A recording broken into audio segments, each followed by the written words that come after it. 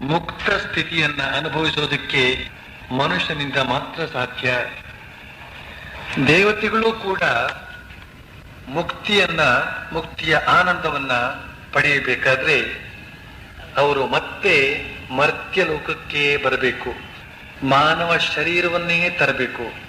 ಆದ್ರಿಂದ ಈ ಮಾನುಷ ಜನ್ಮ ಅಂತ ಅನ್ನೋದು ಅತ್ಯಂತ ದೊಡ್ಡ ಸೌಭಾಗ್ಯ. ಇಂತಹ ಸೌಭಾಗ್ಯಶಾಲಿಯಾದಂತಹ ಮಾನುಷ ಜನ್ಮವನ್ನ ಪಡೆದರೂ ಕೂಡ ಎಷ್ಟೋ ಜನ ಈ ಜನ್ಮವನ್ನ ನಿಂದಿಸ್ತಾರೆ. ಯಾಕಾದ್ರೂ ಈ ಜನ್ಮ ಬಂತಪ್ಪ ಅಂತ ಗೋಗರಿತಾರೆ.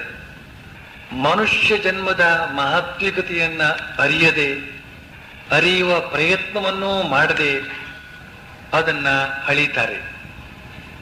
ಇದೇ ಮಾನುಷ ಶರೀರದ ಮೂಲಕ ಅತ್ಯಂತ ಶ್ರೇಷ್ಠವಾದ ಲೌಕಿಕ ಭೋಗಗಳನ್ನ ಅನುಭವಿಸೋದಕ್ಕೂ ಸಾಧ್ಯವಿದೆ, ಹಾಗೂ ಅಲೌಕಿಕವಾದಂತಹ ನಿತ್ಯಾನಂದವನ್ನ ಅನುಭವಿಸೋದಕ್ಕೂ ಸಾಧ್ಯವಿದೆ. ಅಲ್ಲದೆ ಈ ಅಲೌಕಿಕ ಆನಂದಗಳ ವ್ಯತ್ಯಾಸ ತಾರತಮ್ಯಗಳನ್ನ ಮನಗಂಡು ಲೌಕಿಕವನ್ನ ತ್ಯಜಿಸಿ ಅಲೌಕಿಕವಾದ ಆಧ್ಯಾತ್ಮಿಕ ಆನಂದವನ್ನ ಪ್ರಾಪ್ತಿ ಮಾಡಿಕೊಳ್ಳೋದಕ್ಕೆ ಸಾಧ್ಯವಾಗೋದು ಕೂಡ ಈ ಮನುಷ್ಯ ಜನ್ಮದಿಂದಲೇ. ಸರ್ವ ಪ್ರಾಣಿ ಸಹಜವಾದಂತಹ ಇಂದ್ರಿಯ ಭೋಗಗಳನ್ನ ತ್ಯಾಗ ಮಾಡೋದಕ್ಕೆ ಸಾಧ್ಯವಾಗೋದು ಮನುಷ್ಯನಿಂದ ಮಾತ್ರ. ದೇವತೆಗಳಿಂದಲೂ ಸಾಧ್ಯವಿಲ್ಲ, ಪ್ರಾಣಿಗಳಿಂದಲಂತೂ ಸಾಧ್ಯವೇ ಇಲ್ಲ. ನಚಿಕೇತನ ಮುಂದೆ ಸಾಕ್ಷಾತ್ ಯಮನೇ ಸರ್ವಭೋಗಗಳನ್ನ ಇಟ್ಟು ಹೇಳ್ತಾನೆ, ನಚಿಕೇತ, ಇಗೋ ಸ್ವರ್ಗೀಯವಾದ ಇಂದ್ರಿಯ ಭೋಗಗಳನ್ನ ನಿನಗೆ ಕೊಟ್ಟಿದ್ದೇನೆ, ಇವುಗಳನ್ನ ಯಥೇಚ್ಛವಾಗಿ ಅನುಭವಿಸು ಅಂತ. ಆದ್ರೆ ನಚಿಕೇತ ಏನ್ ಹೇಳ್ತಾನೆ, ಈ ಇಂದ್ರಿಯ ಭೋಗಗಳೆಲ್ಲ ವ್ಯಕ್ತಿತ್ವದ ತೇಜಸ್ಸನ್ನೇ ನಾಶಗೊಳಿಸಿ ಬಿಡುವಂಥವುಗಳು, ಇವು ಯಾವುವು ನನಗೆ ಬೇಡ, ಇವೆಲ್ಲ ನಿನಗೇ ಇರಲಿ ಅಂತ. ನಿಜಕ್ಕೂ ನಾವು ನಮ್ಮ ಶತ್ರುಗಳಿಗೂ ಹೆದರ್ಬೇಕಾಗಿಲ್ಲ. ಯಾಕೆಂದ್ರೆ ಅವರೆಲ್ಲ ಅವರವರ ಮನೆಗಳಲ್ಲಿ ಅವರವರ ತಾಪತ್ರಯಗಳಲ್ಲಿ ಮುಳುಗಿರೋದ್ರಿಂದ ಅವರು ನಮಗೆ ಯಾವಾಗಲೂ ಬಂದು ತೊಂದರೆ ಕೊಡ್ತಾ ಕುಳಿತಿರೋದಕ್ಕೆ ಸಾಧ್ಯವಿಲ್ಲ. ನಾವು ಬೆಂಕಿಗೂ ಹೆದರ್ಬೇಕಾಗಿಲ್ಲ. ಯಾಕೆಂದ್ರೆ ಅದನ್ನ ನಾವು ಮುಟ್ಟಿದಾಗ ಮಾತ್ರ ಸುಡುತ್ತೆ ಅಷ್ಟೇ. ಸರ್ಪಗಳಿಗೂ ನಾವು ಹೆದರ್ಬೇಕಾಗಿಲ್ಲ.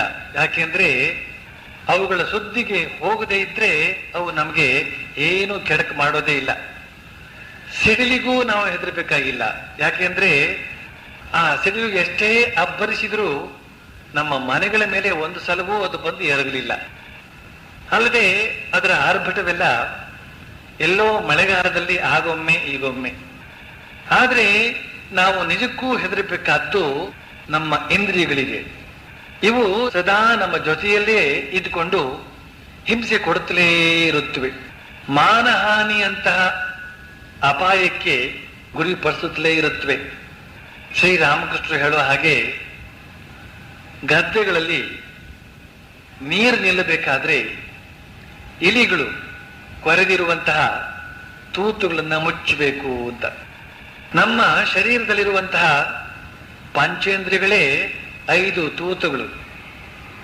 ಕಾಮ ಅಂತನ್ನುವ ಇಲಿ ಈ ತೂತುಗಳ ಮೂಲಕವೇ ಹೋಗಿ ಬರ್ತಾ ಇರ್ತದೆ. ಗದ್ದೆಯ ತೂತುಗಳಿಂದ ನೀರು ನಷ್ಟವಾದ ಹಾಗೆ ನಮ್ಮ ಇಂದ್ರಿಯಗಳು ಅಂತನ್ನುವ ತೂತುಗಳಿಂದ ಶರೀರ ಶಕ್ತಿ, ಮನಃಶಕ್ತಿ ನಷ್ಟವಾಗುತ್ತೆ. ವಿವೇಕ ಚೂಡಾಮಣಿಯಲ್ಲಿ ಒಂದು ಮಾತಿದೆ, ಶಬ್ದಾದಿಭಿ ಪಂಚಭಿರೇವ ಪಂಚ ಪಂಚತ್ವಮಾಹು ಸ್ವಗುಣೇನ ಬದ್ಧಾಃ ಕುರಂಗ ಮಾತಂಗ ಪತಂಗ ಮೀನ ಭೃಂಗ ನರ ಪಂಚಭಿರಂಚಿತ ಕಿಂ. ಕುರಂಗ ಅಂದ್ರೆ ಜಿಂಕೆ, ಮಾತಂಗ ಅಂದ್ರೆ ಆನೆ. ಈ ಜಿಂಕೆ, ಆನೆ, ಪತಂಗ, ಮೀನು ಹಾಗೂ ಭೃಂಗ ಅಂದ್ರೆ ದುಂಬಿ, ಈ 5 ತಮ್ಮ ಒಂದೊಂದು ಇಂದ್ರಿಯದ ಆಕರ್ಷಣೆಗೆ ಒಳಗಾಗಿಯೇ ಮರಣಕ್ಕೆ ಗುರಿಯಾಗುತ್ತವೆ. ಇನ್ನು ಐದೂ ಇಂದ್ರಿಯಗಳು ಪ್ರಬಲವಾಗಿರುವಂತಹ ಮನುಷ್ಯನ ಪಾಡೇನು ಅಂತ ಆ ವಿವೇಕ ಚೂಡಾಮಣಿಯಲ್ಲಿ ಹೇಳಲಾಗಿದೆ. ಜಿಂಕೆಯ ಕಿವಿ ಅನ್ನುವ ಇಂದ್ರಿಯ ಬಹಳ ಪ್ರಬಲ. ಜಿಂಕೆ ಬೇಡನ ಗಾಯನವನ್ನ ಕಿವಿಗೊಟ್ಟು ಆಲಿಸ್ತಾ ನಿಂತಿರುತ್ತೆ. ಅದನ್ನು ನೋಡಿಕೊಂಡು ಬೇಡ ಅದನ್ನ ಗುರಿ ಇಟ್ಟು ಹೊಡೆದು ಬಿಡ್ತಾನೆ. ಹೀಗೆ ಜಿಂಕೆ ತನ್ನ ಕಿವಿಯ ಚಪಲದಿಂದ ಮರಣಕ್ಕೆ ಗುರಿಯಾಗುತ್ತದೆ. ಆನೆಯ ಚರ್ಮ ಒರಟಾದರೂ ಅದರ ಸ್ಪರ್ಶೇಂದ್ರಿಯ ಬಹಳ ಪ್ರಬಲ. ಅದು ಹೆಣ್ಣಾನೆಯ ಸ್ಪರ್ಶ ಸುಖಕ್ಕಾಗಿ ಹಾತೊರಿಯುತ್ತದೆ. ಆನೆಯನ್ನ ಹಿಡಿಯುವವರು ಈ ದೌರ್ಬಲ್ಯವನ್ನ ಕಂಡುಕೊಂಡು ಹೆಣ್ಣಾನೆಯ ಮೂಲಕ ಗಂಡಾನೆಯನ್ನ ಹಿಡಿದು ಪಳಗಿಸಿ ಬಿಡ್ತಾರೆ. ಹೀಗೆ ಆನೆ ಸ್ಪರ್ಶೇಂದ್ರಿಯದ ಚಪಲಕ್ಕೆ ಗುರಿಯಾಗಿ ಮನುಷ್ಯನ ಕೈಗೆ ಸಿಕ್ಕಿ ಜೀತ ಮಾಡಿ ಸಾಯ್ತದೆ. ಪತಂಗದ ಕಥೆಯಂತೂ ನಮಗೆ ಗೊತ್ತೇ ಇದೆ. ಅದರ ಚಕ್ಷುರೇಂದ್ರಿಯದ ಅಂದ್ರೆ ಕಣ್ಣಿನ ಚಪಲ ಬಹಳ ಪ್ರಬಲ. ಅದು ದೀಪದ ಬಣ್ಣದಿಂದ ವಿಶೇಷವಾಗಿ ಆಕರ್ಷಿತವಾಗುತ್ತದೆ. ದೀಪ ಅನ್ನೋದು ಸುಡುವ ಅಗ್ನಿ ಅನ್ನುವ ವಿವೇಕವನ್ನೇ ಕಳೆದುಕೊಂಡು ಬಿಡುತ್ತದೆ. ದೀಪದ ಬೆಳಕನ್ನು ಕಂಡಾಗ ದೀಪವನ್ನೇ ತಬ್ಬಿಕೊಳ್ಳೋದಕ್ಕೆ ಹೋಗುತ್ತೆ, ಮರುಕ್ಷಣದಲ್ಲೇ ಸುಟ್ಟು ಹೋಗುತ್ತೆ. ಇನ್ನು ಮೀನು, ಈ ಮೀನಿನ ರಸನೇಂದ್ರಿಯ ನಾಲಿಗೆ ಬಹಳ ಪ್ರಬಲ. ನಾಲಿಗೆಯ ಚಪಲಕ್ಕೆ ಅದು ಗಾಳದಲ್ಲಿ ಸಿಕ್ಕಿಸಿದಂತಹ ಎರೆಯನ್ನು ನುಂಗುತ್ತದೆ. ಆದರೆ ಎರೆಯಲ್ಲಿ ಸಿಕ್ಕಿಸಿದಂತಹ ಗಾಳದ ಮುಳ್ಳು ಅದರ ಗಮನಕ್ಕೆ ಬಂದಿರೋದೇ ಇಲ್ಲ. ಎರೆಹುಳುವನ್ನು ನುಂಗಿ ಆನಂದದಿಂದ ಆ ಕಡೆ ಹೊರಟು ಹೋಗಬೇಕು ಅಂತನ್ನುವಷ್ಟರಲ್ಲಿ ಈ ಕಡೆ ಗಾಳ ಹಾಕಿದವನು ಗಾಳವನ್ನು ಎಳಿತಾನೆ. ಮೀನು ಅವನ ಕೈಗೆ ಸಿಗುತ್ತೆ. ಅಲ್ಲಿಗೆ ಅದರ ಕತೆ ಮುಗಿಯಿತು. ಭೃಂಗ ಅಂದ್ರೆ ದುಂಬಿ, ಇದು ಹೂವಿನ ಪರಿಮಳದಿಂದ ಆಕರ್ಷಿತವಾಗಿ ಕಮಲ ಪುಷ್ಪದ ಒಳಗೆ ಪ್ರವೇಶ ಮಾಡಿ ಅಲ್ಲಿ ಆನಂದದಿಂದ ಜೇನು ಹೀರ್ತಾ ಕುಳಿತಿರುತ್ತೆ. ಸಂಜೆ ಆಗುತ್ತಲೇ ಕಮಲ ಮುಚ್ಚಿಕೊಳ್ಳುತ್ತೆ. ದುಂಬಿ ಒಳಗಡೆ ಸಿಕ್ಕೊಂಡಿರುತ್ತೆ. ಯೋಚನೆ ಮಾಡುತ್ತೆ, ಈಗ ಮುಚ್ಚಿದ್ರೆ ಅಂತ ನಾಳೆ ಬೆಳಿಗ್ಗೆ ತೆರೀತದಲ್ಲ, ಆಗ ಹೊರಗೆ ಬರುತ್ತೇನೆ ಅಂತ. ಸೂರ್ಯೋದಯ ಆಗದ ಕೂಡಲೇ ಕಮಲ ಅರಳುತ್ತೆ, ಹಾರಿ ಹೋಗ್ತೇನೆ ಅಂತ ಭಾವಿಸ್ತಾ ಇರುತ್ತೆ. ಆದ್ರೆ ಅದೇ ರಾತ್ರಿ ಕೆಲವು ಆನೆಗಳು ಬಂದು ಜಲಕ್ರೀಡೆ ಆಡುವಾಗ ಆ ಕಮಲಗಳ ದಂಟುಗಳನ್ನ ಕಿತ್ತು ದಡದ ಮೇಲೆ ಎಸೆದುವು. ಕಮಲ ಬಾಡಿತು. ಆದ್ರಿಂದ ಮರುದಿನ ಸೂರ್ಯೋದಯ ಆದರೂ ಕೂಡ ಕಮಲ ಮಾತ್ರ ಅರಳೇ ಇಲ್ಲ. ಆದ್ರಿಂದ ದುಂಬಿ ಅಲ್ಲೇ ಅವಸಾನವನ್ನು ಕಾಣಬೇಕಾಯಿತು.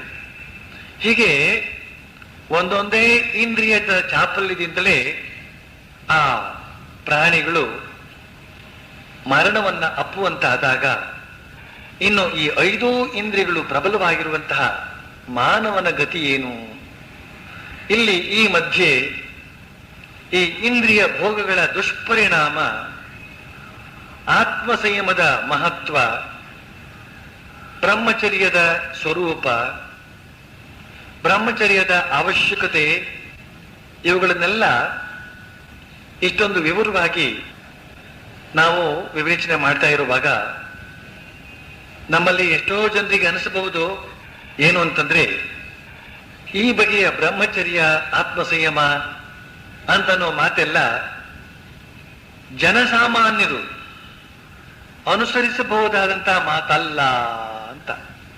ಈ ಜಗತ್ತಿನಲ್ಲಿ ಅಸಂಖ್ಯಾತ ಜನರಿದ್ದಾರೆ, ಅವರೆಲ್ಲ ಈ ಬ್ರಹ್ಮಚರ್ಯವನ್ನ ಪಾಲಿಸಿಕೊಂಡೇ ಜೀವಿಸ್ತಾ ಇದ್ದಾರೇನು ಅಂತ ಅನಿಸಬಹುದು.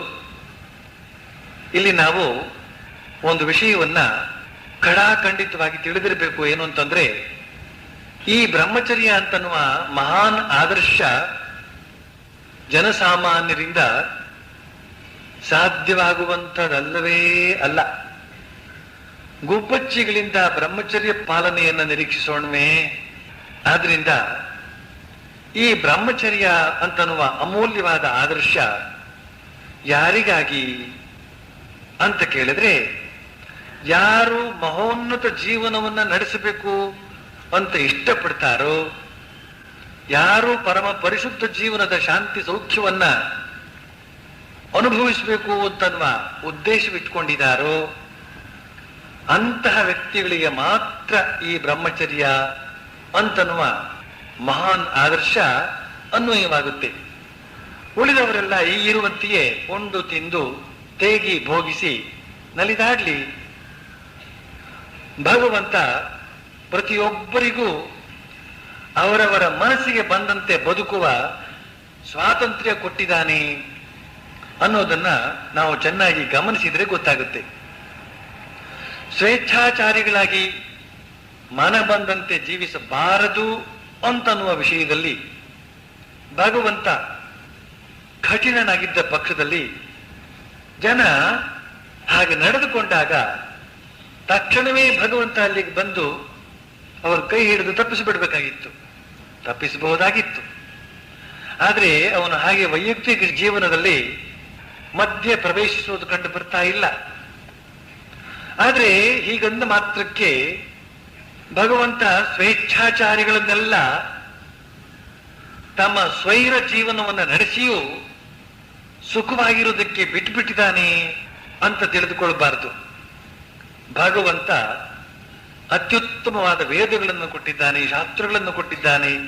ಜೀವನದಲ್ಲಿ ನಾವು ಹೇಗಿದ್ರು ಸರಿ ಅಲ್ಲ ಅನ್ನೋದನ್ನೆಲ್ಲ ಈ ಶಾಸ್ತ್ರಗಳ ಮೂಲಕ ತಿಳಿಸ್ತಾ ಇದ್ದಾನೆ. ತನ್ನ ಪ್ರತಿನಿಧಿಗಳಾದಂತಹ ಸಾಧು ಸಂತರಿಂದ ಜನತೆಗೆ ಬೋಧಿಸ್ತಾ ಇರ್ತಾನೆ. ಇಷ್ಟಾದರೂ ಜನ ಅತಿಭೋಗ ಸ್ವೇಚ್ಛಾಚಾರದ ಜೀವನ ನಡೆಸಿದರೆ ಅದರ ಭೀಕರ ದುಷ್ಪರಿಣಾಮ ಇದ್ದೇ ಇದೆ. ಭೋಗದೊಂದಿಗೆ ರೋಗ ಸೇರಿಕೊಂಡೇ ಇರುತ್ತೆ. ಭೋಗದ ಅಂತ್ಯದಲ್ಲಿ ರೋಗ, ಯೋಗದ ಅಂತ್ಯದಲ್ಲಿ ಆನಂದ. ಇದು ಭಗವಂತ ಹಾಕಿರುವ ಅನಿವಾರ್ಯ ನಿಯಮ. ಈ ಜಗತ್ತಿನಲ್ಲಿ ಜನ್ಮ ತಾಳಿದ ವಿಶೇಷ ವ್ಯಕ್ತಿಗಳು ಕಠಿಣ ಆದರ್ಶವಾದ ಬ್ರಹ್ಮಚರ್ಯವನ್ನ ಪಾಲಿಸಲಿ, ಮಿಕ್ಕವರು ಕೈಲಾಗದೇ ಇರೋದ್ರಿಂದ ಹಿತವಾಗಿ ಮಿತವಾಗಿ ಭೋಗವನ್ನು ಅನುಭವಿಸಲಿ. ಆದ್ರೆ ತೊಂದರೆ ಬಂದಿರೋದೆಲ್ಲಿ ಅಂತಂದ್ರೆ ಈ ಜನರ ಅತಿಭೋಗದಲ್ಲಿ. ಈ ಭೋಗದ ಸ್ವಭಾವವೇ ಹಾಗೆ. ಒಮ್ಮೆ ಭೋಗಿಸೋದಕ್ಕೆ ಮನಸ್ಸು ಮಾಡಿದ್ರೆ ಅದು ಮನುಷ್ಯನನ್ನ ಅತಿರೇಕಕ್ಕೆ ಎಳೆದುಕೊಂಡು ಹೋಗಿಬಿಡುತ್ತೆ, ಎಳೆದುಕೊಂಡು ಹೋಗದೆ ಇರೋದಿಲ್ಲ. ಈ ಬಗೆಯ ಅತಿಭೋಗದ ಕಾರಣ ಏನು ಅಂತಂದ್ರೆ ಹೃದಯ ಮನಸ್ಸುಗಳಿಗೆ ಸರಿಯಾದ ಶಿಕ್ಷಣ ಸಿಕ್ಕಿಲ್ಲ, ಸರಿಯಾದ ತರಬೇತಿ ದೊರಕಿಲ್ಲ. ಇಂತಹ ಶಿಕ್ಷಣ ಹಾಗೂ ತರಬೇತಿಯನ್ನ ಕೊಡೋದಕ್ಕಾಗಿಯೇ ಭಗವಂತ ವಿಧಿ ನಿಷೇಧಗಳಿಂದ ಕೂಡಿದಂತಹ ಶಾಸ್ತ್ರಗಳನ್ನು ಕೊಟ್ಟಿದ್ದಾನೆ, ಅವುಗಳನ್ನ ಬೋಧಿಸುವಂತಹ ಸಜ್ಜನರನ್ನೂ ಇಟ್ಟಿದ್ದಾನೆ. ಆದ್ರೆ ಜನ ಈ ಬೋಧನೆಗಳನ್ನ ಸದುಪಯೋಗ ಪಡಿಸಿಕೊಳ್ಳದೆ ಹೋದ್ರೆ ಅದು ಭಗವಂತನ ತಪ್ಪಲ್ಲ.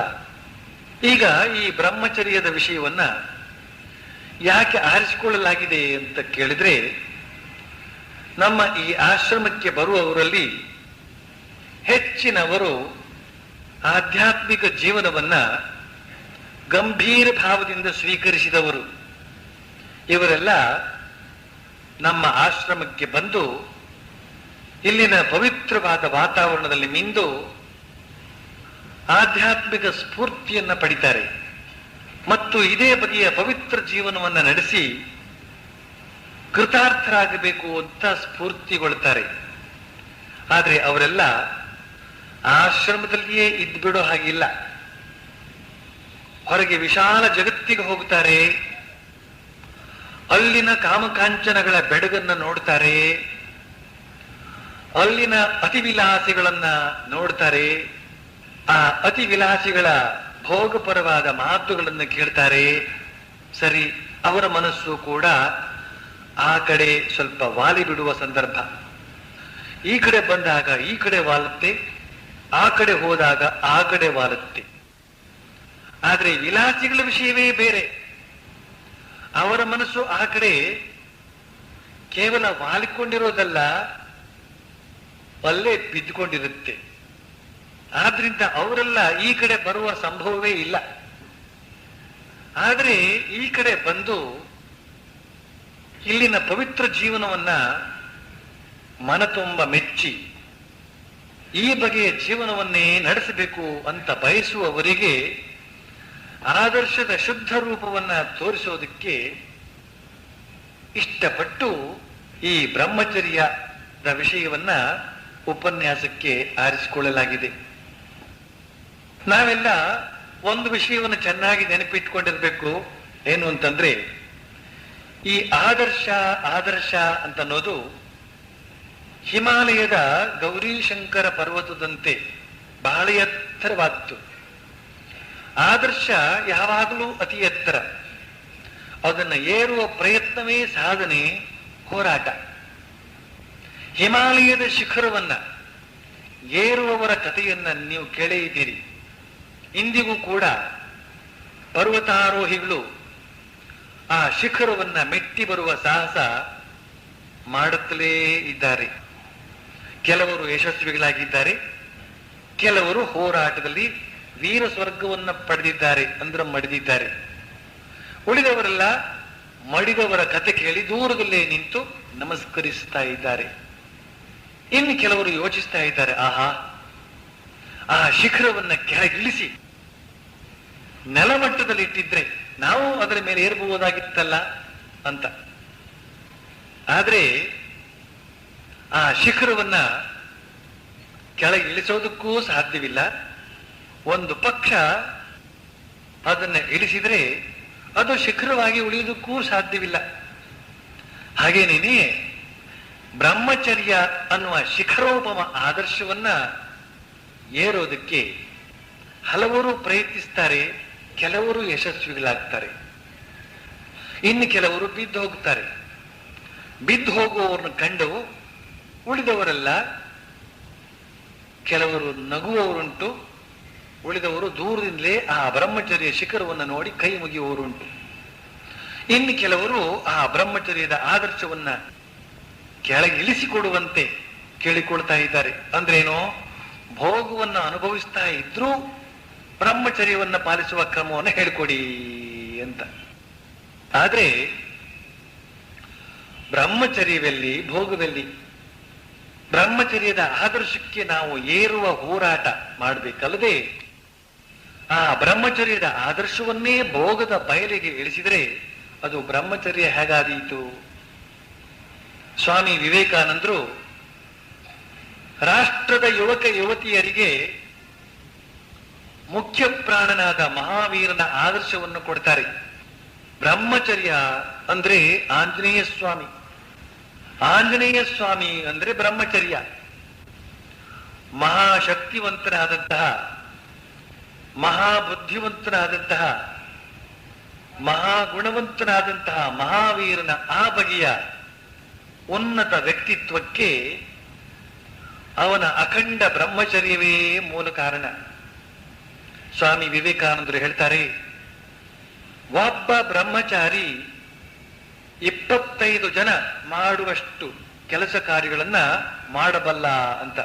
ಈ ಮಾತನ್ನ ಕೇಳಿದಾಗ ನಮಗೆ ಬ್ರಹ್ಮಚರ್ಯದ ಅಮಿತ ಶಕ್ತಿಯ ಒಂದು ಕಲ್ಪನೆಯಾಗುತ್ತೆ. ಹಾಗೇನೇನೆ ಈ ಮಾತನ್ನ ಕೇಳಿದಾಗ ನಮ್ಮ ಮನಸ್ಸಿನಲ್ಲೊಂದು ಪ್ರಶ್ನೆ ಹೇಳೋದಕ್ಕೆ ಸಾಧ್ಯವಿದೆ. ಏನು ಅಂತಂದ್ರೆ, ನಮ್ಮ ರಾಷ್ಟ್ರದಲ್ಲಿ ಎಷ್ಟೋ ಜನ ಬ್ರಹ್ಮಚಾರಿಗಳೆಲ್ಲ ಇದ್ದಾರಲ್ಲ, ಅವರಿಂದ ಮಹಾವೀರನಿಂದ ಸಾಧ್ಯವಾಗುವಷ್ಟು ಕೆಲಸ ಕಾರ್ಯಗಳು ಸಾಧ್ಯವಾದದ್ದು ಕಂಡು ಬರೋದಿಲ್ವಲ್ಲ ಅಂತ. ನಿಜ. ಇದಕ್ಕೆ ಉತ್ತರ ಏನು ಅಂತಂದ್ರೆ, ಅವರೆಲ್ಲ ಅವಿವಾಹಿತರೇ ಹೊರತು ಬ್ರಹ್ಮಚಾರಿಗಳು ಅಂತ ಕರೆಯೋದಕ್ಕಾಗೋದಿಲ್ಲ. ಅವರಿಗೆಲ್ಲ ಮದುವೆ ಒಂದಾಗಿಲ್ಲ ಅಷ್ಟೇ. ಮದುವೆ ಆಗದೇ ಇದ್ದ ಮಾತ್ರಕ್ಕೆ ಒಬ್ಬನನ್ನ ನಾವು ಬ್ರಹ್ಮಚಾರಿ ಅಂತ ಕರೆಯೋದಕ್ಕೆ ಸಾಧ್ಯವಿಲ್ಲ. ಹಾಗೇನೇನೆ ಮದುವೆ ಆದ ಮಾತ್ರಕ್ಕೆ ಸಂಪೂರ್ಣ ನಾಶವಾಗಿ ಬಿಟ್ಟ ಅಂತ ಹೇಳೋದಕ್ಕೂ ಸಾಧ್ಯವಿಲ್ಲ. ಇದು ಒಂದು ವಿಚಾರವಾದರೆ, ಮದುವೆಯಾಗದೆ ಬ್ರಹ್ಮಚಾರಿಯಾಗಿದ್ದುಕೊಂಡು ಕೂಡ ಸ್ವಾಮಿ ವಿವೇಕಾನಂದರು ಹೇಳಿದಂತಹ ವ್ಯಕ್ತಿತ್ವ ಕಂಡು ಬರೋದಿಲ್ವಲ್ಲ ಯಾಕೆ ಅನ್ನೋ ಪ್ರಶ್ನೆಗೆ ಇನ್ನೊಂದು ಉತ್ತರ ಇದೆ. ಏನು ಅಂತಂದ್ರೆ, ಆತ ಈ ಜನ್ಮದಲ್ಲಿ ಮೊದಲ ಬಾರಿಗೆ ಬ್ರಹ್ಮಚರ್ಯವನ್ನು ಪಾಲಿಸೋದಕ್ಕೆ ಇನ್ನೂ ಪ್ರಾರಂಭಿಸ್ತಾನೆ ಅಷ್ಟೇ ಅಂತ. ಬ್ರಹ್ಮಚರ್ಯವನ್ನ ಒಂದೇ ಜೀವನದ ಅವಧಿಯಲ್ಲಿ ಯಾರಾದರೂ ಸಿದ್ಧಿಸಿಕೊಂಡಿದ್ರೂ ಕೂಡ ಅವರ ಹಿಂದಿನ ಹಲವಾರು ಜನ್ಮಗಳಲ್ಲಿ ಆ ಪ್ರಯತ್ನ ನಡೆದಿತ್ತು ಅಂತಲೇ ಅರ್ಥ. ಆದ್ದರಿಂದ ಹೊಸದಾಗಿ ಬ್ರಹ್ಮಚರ್ಯವನ್ನ ಶುರು ಮಾಡಿದವರಿಂದ ಸ್ವಾಮಿ ವಿವೇಕಾನಂದರು ಹೇಳಿದಂತಹ ಈ ಮಾತನ್ನ ನಿರೀಕ್ಷಿಸೋ ಹಾಗಿಲ್ಲ. ಈಗ ಇನ್ನೊಂದು ಪ್ರಶ್ನೆ ಹೇಳ್ಬಹುದು. ಏನು ಅಂತಂದ್ರೆ, ಬ್ರಹ್ಮಚರ್ಯವನ್ನ ಪಾಲಿಸುತ್ತಾ ಹಲವು ವರ್ಷಗಳೇ ಆದವರಲ್ಲೂ ಅಂತಹ ವಿಶೇಷವೇನೋ ಕಂಡು ಬರ್ತಾ ಇಲ್ವಲ್ಲ ಯಾಕೆ ಅಂತ. ಇದಕ್ಕೆ ಉತ್ತರ ಏನು ಅಂತಂದ್ರೆ, ಅಂಥವರಲ್ಲಿ ಏನೋ ಒಂದು ಮನೋರೋಗ ಒಳಗಡೆ ಇದೆ ಅಂತ. ಮನೋರೋಗ ಅಂದ್ರೆ ಏನು ಅಂತಂದ್ರೆ, ಸ್ತ್ರೀ ಸಂಘಕ್ಕೆ ಸಂಬಂಧಪಟ್ಟಂತಹ ಯಾವುದೋ ಒಂದು ಸಣ್ಣ ಆಸೆ ಅವರ ಮನಸ್ಸಿನ ಮೂಲೆಯಲ್ಲಿ ಅವರಿಗೆ ಅರಿವಿಲ್ಲದಂತೆ ಉಳಿದುಕೊಂಡಿದೆ ಅಂತ ಅರ್ಥ ಮಾಡಿಕೊಳ್ಬೇಕು. ಕೇವಲ ಲೈಂಗಿಕ ಭೋಗವನ್ನ ಅನುಭವಿಸದೇ ಇದ್ದ ಮಾತ್ರಕ್ಕೆ ಒಬ್ಬ ಬ್ರಹ್ಮಚಾರಿಯೂ ಆಗಲಾರ, ಅದು ಬ್ರಹ್ಮಚರ್ಯವೂ ಆಗಲಾರದು. ಯೇಸು ಕ್ರಿಸ್ತ ಹೇಳಿದಂತಹ ಮಾತನ್ನ ನೀವು ನೆನಪು ಮಾಡಿಕೊಳ್ಬೇಕು. ಯಾರು ಸ್ತ್ರೀಯನ್ನ ಕಾಮದ ಕಣ್ಣಿನಿಂದ ಕಾಣ್ತಾನೋ ಅವನು ತನ್ನ ಹೃದಯದಲ್ಲಿ ಅದಾಗಲೇ ವ್ಯಭಿಚಾರ ಮಾಡಿಬಿಟ್ಟಾಗಿದೆ ಅಂತ. ಇದಕ್ಕೂ ಬಲವಾದ ಇನ್ನೊಂದು ಮಾತನ್ನು ನಾವು ಕಠ ರುದ್ರೋಪನಿಷತ್ ಅದರಲ್ಲಿ ಕಾಣಬಹುದು. ಅದರಲ್ಲಿ 8 ಬಗೆಯ ಮೈಥುನದ ಅಂದ್ರೆ ಸಂಭೋಗದ ವಿಷಯವನ್ನು ಹೇಳಲಾಗಿದೆ. ದರ್ಶನಂ ಸ್ಪರ್ಶನಂ ಕೇಲಿಹಿ, ಕೀರ್ತನಂ ಗುಹ್ಯ ಭಾಷಣಂ, ಸಂಕಲ್ಪೋಧ್ಯವಸಾಯಶ್ಚ, ಕ್ರಿಯಾ ನಿರ್ವೃತ್ತಿರೇವಚ. ಏತನ್ ಮೈಥುನಮಷ್ಟಾಂಗಂ ಪ್ರವದಂತಿ ಮನೀಷಿಣಃ, ವಿಪರೀತಂ ಬ್ರಹ್ಮಚರ್ಯಂ ಅನುಷ್ಠೇಯಂ ಮುಮುಕ್ಷುಭಿಃ ಅಂತಂದ್ರೆ, ದರ್ಶನ, ಸ್ಪರ್ಶನ, ಕೇಲಿ, ಕೀರ್ತನ, ಗುಹ್ಯ ಭಾಷಣ, ಸಂಕಲ್ಪ, ಅಧ್ಯವಸಾಯ, ಕ್ರಿಯಾ ನಿವೃತ್ತಿ ಅಂತ ಹೀಗೆ 8 ವಿಧದ ಮೈಥುನಗಳಿವೆ ಅಂತ ಜ್ಞಾನಿಗಳು ಹೇಳ್ತಾರೆ. ಯಾರು ಮುಮುಕ್ಷುಗಳಾಗಿ ಸಾಕ್ಷಾತ್ಕಾರದ ಗುರಿಯ ಕಡೆಗೆ ಮುಂದುವರಿಯಬೇಕಾಗಿದೆಯೋ ಅವರು ಈ ಅಷ್ಟಾಂಗ ಮೈಥುನಗಳನ್ನ ತ್ಯಜಿಸಿ ಬ್ರಹ್ಮಚರ್ಯವನ್ನ ಪಾಲಿಸಬೇಕು ಅಂತ. ಮುಮುಕ್ಷುಗಳಾದವರು ಇವುಗಳನ್ನ ಬಿಡಬೇಕು ಅಂತನ್ನೋದನ್ನ ನೆನಪಿಟ್ಕೊಂಡಿರ್ಬೇಕು. ದರ್ಶನಂ ಸ್ಪರ್ಶನಂ ಕೇಲಿಹಿ, ಕೀರ್ತನಂ ಗುಹ್ಯ ಭಾಷಣಂ, ಸಂಕಲ್ಪೋಧ್ಯವಸಾಯಶ್ಚ, ಕ್ರಿಯಾ ನಿವೃತ್ತಿರೇವಚ. ದರ್ಶನ ಅಂದ್ರೆ ನೋಡೋದು. ಏನನ್ನು ನೋಡೋದು? ಯುವಕ ಯುವತಿಯನ್ನೇ ಆಗಲಿ, ಯುವತಿ ಯುವಕನನ್ನೇ ಆಗಲಿ ನೋಡಿದರೆ ಸಾಕು, ಅದು ಒಂದು ಬಗೆಯ ಮೈಥುನ ಅಂತ ಹೇಳ್ತಾರೆ. ಆದರೆ ಕೇವಲ ನೋಡುವುದು ಮೈಥುನ ಅಲ್ಲ ಅಂತನ್ನೋದನ್ನ ನೆನಪಿಟ್ಕೊಂಡಿರ್ಬೇಕು. ಕಾಮದೃಷ್ಟಿಯಿಂದ ನೋಡುವುದು ಮಾತ್ರವೇ ಮೈಥುನದ ಜಾತಿಗೆ ಸೇರುತ್ತೆ. ಉದಾಹರಣೆಗೆ, ಅಣ್ಣ ಯುವತಿಯಾದ ತಂಗಿಯನ್ನು ನೋಡ್ತಾನೆ, ತಂಗಿ ಯುವಕನಾದ ಅಣ್ಣನನ್ನ ನೋಡ್ತಾಳೆ. ಆದ್ರೆ ಅಲ್ಲಿ ಕಾಮದೃಷ್ಟಿ ಇರೋದಿಲ್ಲ. ಹಾಗೇನೇನೆ ಇತರ ಯುವಕರನ್ನ ಅಥವಾ ಯುವತಿಯರನ್ನ ಇದೇ ಸೋದರ ದೃಷ್ಟಿಯಿಂದ ನೋಡಿದ್ದು ಕೂಡ ಮೈಥುನದ ವರ್ಗಕ್ಕೆ ಸೇರೋದಿಲ್ಲ. ಆದ್ರೆ ಸೋದರ ಸೋದರಿ ದೃಷ್ಟಿಯಿಂದಲಾದರೂ ಕೂಡ ತುಂಬಾ ನೋಡ್ತಾ ಕುಳಿತಿರಬಾರ್ದು. ಇನ್ನು ಸ್ಪರ್ಶನ ಅಂದ್ರೆ ಮುಟ್ಟೋದು, ಕೇಳಿ ಅಂದ್ರೆ ಆಡೋದು, ಕೀರ್ತನ ಅಂದ್ರೆ ಪರಸ್ಪರರ ರೂಪಗಳನ್ನ ಕುರಿತಾಗಿ ಮೆಚ್ಚಿಕೊಂಡು ಅದೇ ವಿಷಯವಾಗಿ ಮಾತನಾಡೋದು. ಯುವಕರು ಯುವತಿಯರ ಶರೀರದ ಅಂಗನ್ಯಾಸಗಳ ಕುರಿತಾಗಿ ಮಾತಾಡಿಕೊಳ್ಳೋದು, ಯುವತಿಯರು ಯುವಕರ ಅಂಗ ಪ್ರತ್ಯಂಗಗಳ ಸೌಂದರ್ಯದ ಕುರಿತಾಗಿ ಮಾತಾಡಿಕೊಳ್ಳೋದು, ಇದೆಲ್ಲ ಕೀರ್ತನ. ಗುಹ್ಯ ಭಾಷಣ ಅಂದ್ರೆ ಯುವಕ ಯುವತಿಯ ಹತ್ರ, ಯುವತಿ ಯುವಕನ ಹತ್ರ ಏಕಾಂತದಲ್ಲಿ ಗುಟ್ಟುಗುಟ್ಟಾಗಿ ಮಾತನಾಡೋದು, ಇದಕ್ಕೆ ಗುಹ್ಯ ಭಾಷಣ ಅಂತ ಹೆಸರು. ಆಮೇಲೆ 8ನೇದು ಕ್ರಿಯಾ ಅಂದ್ರೆ ಸಂಪೂರ್ಣ ಸೇರಿಕೊಳ್ಳತಕ್ಕಂತಹದ್ದು. ಇತ್ಯಾದಿಯಾಗಿ 8 ಬಗೆಯ ಮೈಥುನಗಳನ್ನು ಹೇಳಿದ್ದಾರೆ. ಇವನ್ನೆಲ್ಲ ಆಲೋಚನೆ ಮಾಡಿ ನೋಡಿದಾಗ ಮದುವೆ ಆಗದೆ ಬ್ರಹ್ಮಚರ್ಯವನ್ನ ಪಾಲಿಸುವವರು ಕೂಡ ಕೇವಲ ಶಾರೀರಿಕವಾಗಿ ಪರಸ್ಪರ ದೂರ ಇದ್ರೂ ಕೂಡ ಕಣ್ಣು ಕಿವಿ ಮಾತುಗಳ ಮೂಲಕವೇ ಮೈಥುನಾದಿಗಳನ್ನ ಆಚರಿಸಿ ಬ್ರಹ್ಮಚರ್ಯ ಭಂಗವಾಗಿರಬಹುದಲ್ಲ. ವೀರ್ಯ ಶಕ್ತಿ ಅಂತ ಅನ್ನೋದು ಓಜಶಕ್ತಿಯಾಗಿ ಪರಿವರ್ತಿತಗೊಂಡರೆ ಮಾತ್ರ ಅವನೀಗ ಅಖಂಡ ಬ್ರಹ್ಮಚಾರಿ. ಓಜಶಕ್ತಿಯಾಗಿ ಪರಿವರ್ತಿತವಾಗದೆ ಹೋದರೆ ಅವನೊಬ್ಬ ಬಲಿಷ್ಠನಾದ ಗೂಳಿ ಅಷ್ಟೇ. ಬ್ರಹ್ಮಚರ್ಯವನ್ನ ಪಾಲಿಸೋದ್ರಿಂದಾಗಿ ಅವನಲ್ಲಿ ಸಕಲ ಸದ್ಗುಣಗಳು ವ್ಯಕ್ತವಾಗ್ತಾ ಬರಬೇಕು. ಇಂತಹ ಬ್ರಹ್ಮಚರ್ಯ ಅಂತನ್ನೋದು ಆಧ್ಯಾತ್ಮಿಕ ಜೀವನಕ್ಕಂತೂ ಬೇಕೇ ಬೇಕು, ಅಲ್ಲದೆ ಲೌಕಿಕ ಜೀವನಕ್ಕೂ ಬೇಕು. ಪಾಶ್ಚಾತ್ಯ ವೈದ್ಯ ಒಬ್ಬ ಹೇಳ್ತಾನೆ, ಲೈಂಗಿಕ ಭೋಗವನ್ನ ಕಡಿಮೆ ಮಾಡಿಕೊಳ್ಳೋದ್ರಿಂದ ಶರೀರ ಶಕ್ತಿ, ಮನಃಶಕ್ತಿ ಹಾಗೂ ಆಧ್ಯಾತ್ಮಿಕ ಶಕ್ತಿ ಅಂತನ್ನೋದು ತುಂಬ ಗಮನಾರ್ಹವಾದ ರೀತಿಯಲ್ಲಿ ವೃದ್ಧಿಗೊಳ್ಳುತ್ತದೆ ಅಂತ. ಶ್ರೀರಾಮಕೃಷ್ಣರು ಹೇಳ್ತಾರೆ, ಮನುಷ್ಯ ತನ್ನ ವೀರ್ಯ ಶಕ್ತಿಯನ್ನ ಓಜಶಕ್ತಿಯಾಗಿ ಪರಿವರ್ತಿಸೋದಕ್ಕೆ ಸಮರ್ಥನಾದಾಗ ಅವನ ಬುದ್ಧಿಯಲ್ಲಿ ಪರಮಾತ್ಮನ ಜ್ಯೋತಿರ್ಮಯ ಮೂರ್ತಿ ಪ್ರತಿಫಲಿಸೋದಕ್ಕೆ ಶುರುವಾಗುತ್ತೆ. ಹೇಗೆ ಅಂದ್ರೆ, ಗಾಜಿನ ಹಿಂದೆ ಪಾದರಸವನ್ನು ಲೇಪಿಸಿದಾಗ ಆ ಕನ್ನಡಿಯಲ್ಲಿ ನಮ್ಮ ಪ್ರತಿಬಿಂಬ ಕಾಣುವ ಹಾಗೆ ವೀರ್ಯ ಶಕ್ತಿ ಎಂಬ ಪಾದರಸವನ್ನ ಲೇಪಿಸಿದ ಬುದ್ಧಿ ಕನ್ನಡಿಯಂತಾಗುತ್ತದೆ. ಮನುಷ್ಯ ತನ್ನ ಹೃದಯದಲ್ಲಿ ಪರಮಾತ್ಮನ ಜ್ಯೋತಿರ್ಮಯ ಮೂರ್ತಿಯನ್ನ ಧರಿಸಿದಾಗ ಅವನು ಏನನ್ನು ಬೇಕಾದರೂ ಸಾಧಿಸೋದಕ್ಕೆ ಸಮರ್ಥನಾಗ್ತಾನೆ.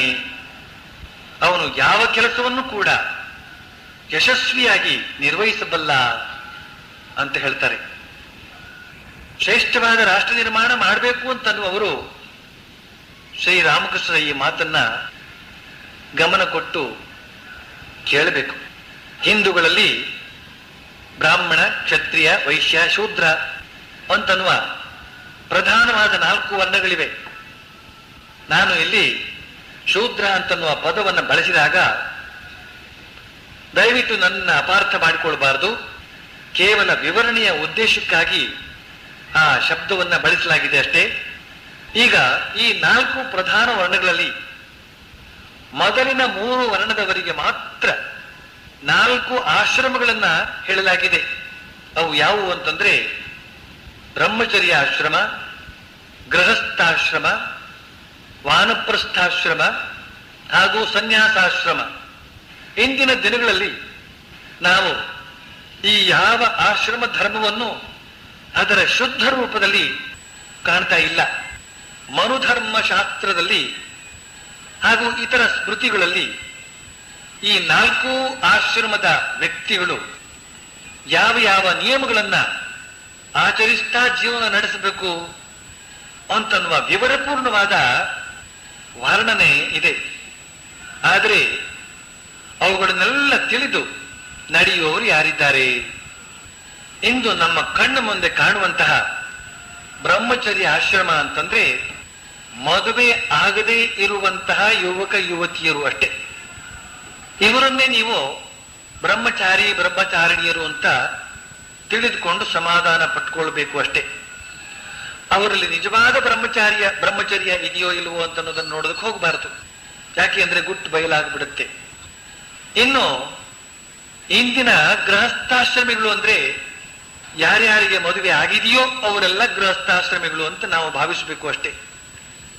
ಗೃಹಸ್ಥಾಶ್ರಮಕ್ಕೆ ಅನುಗುಣವಾದ ಜೀವನ ಕ್ರಮ ಇದೆಯೋ ಇಲ್ವೋ ಅಂತ ಪತ್ತೆ ಹಚ್ಚುವುದಕ್ಕೆ ಹೋಗಬಾರದು. ಅಲ್ಲದೆ ನಿಜವಾದ ಗೃಹಸ್ಥಾಶ್ರಮ ಅಂದ್ರೇನು ಅಂತ ಇಂದು ಯಾರಿಗೂ ತಿಳಿದೇ ಇರೋದ್ರಿಂದ ವೈದಿಕರಾದ ಪುರೋಹಿತರಲ್ಲೂ ಈ ಗೃಹಸ್ಥಾಶ್ರಮದ ಗುಣಧರ್ಮಗಳು ಪ್ರಕಾಶಮಾನವಾಗಿ ಕಾಣದೇ ಇರೋದ್ರಿಂದ ಮದುವೆ ಮಾಡಿಕೊಂಡು ಸಂಸಾರ ಮಾಡಿದವರನ್ನೆಲ್ಲ ನಾವು ಇವತ್ತು ಗೃಹಸ್ಥಾಶ್ರಮಿಗಳು ಅಂತ ತಿಳಿದುಕೊಳ್ಬೇಕಾಗಿದೆ. ಇನ್ನು ವಾನಪ್ರಸ್ಥಾಶ್ರಮಿಗಳು, ಈ ವಾನಪ್ರಸ್ಥಾಶ್ರಮ ಅನ್ನೋ ಹೆಸರೇ ಇಂದು ಅಳಿಸಿ ಹೋಗಿದೆ. ವಾನರ ಪ್ರಸ್ಥಾಶ್ರಮ ಇದ್ದಿರಬಹುದು. ಆದ್ರಿಂದ ವಾನಪ್ರಸ್ಥಾಶ್ರಮಿಗಳೇ ಇಲ್ಲ ಅಂತ ಹೇಳಬೇಕಾಗಿದೆ.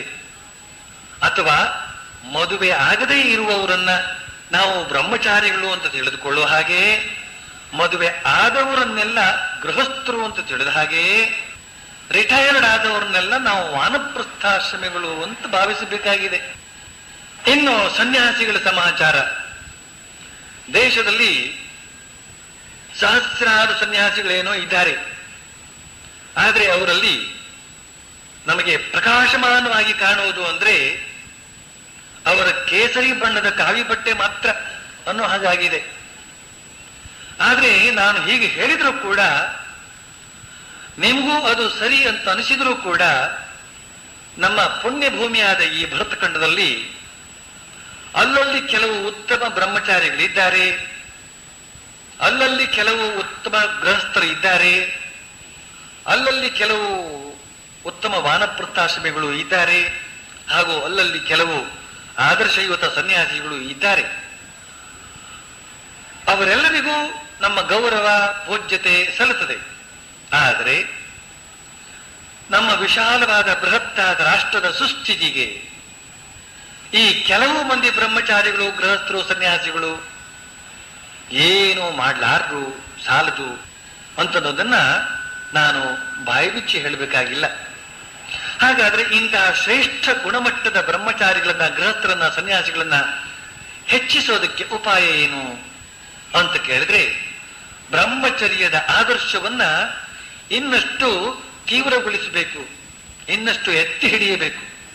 ಬ್ರಹ್ಮಚಾರಿಗಳು, ವಾನಪ್ರಸ್ಥಾಶ್ರಮಿಗಳು ಹಾಗೂ ಸನ್ಯಾಸಿಗಳು ಅತ್ಯಂತ ಕಟ್ಟುನಿಟ್ಟಾದ ಪರಿಪೂರ್ಣ ಬ್ರಹ್ಮಚರ್ಯವನ್ನ ಪಾಲಿಸಲೇಬೇಕು. ಆದರೆ ಗೃಹಸ್ಥರಿಗೆ ಮಾತ್ರ ಸ್ವಲ್ಪ ರಿಯಾಯಿತಿ. ಆದರೆ ಅವರಲ್ಲೂ ಬ್ರಹ್ಮಚರ್ಯದ ಆದರ್ಶದ ಕಡೆಗೆ ಗಮನ ಇರಬೇಕು.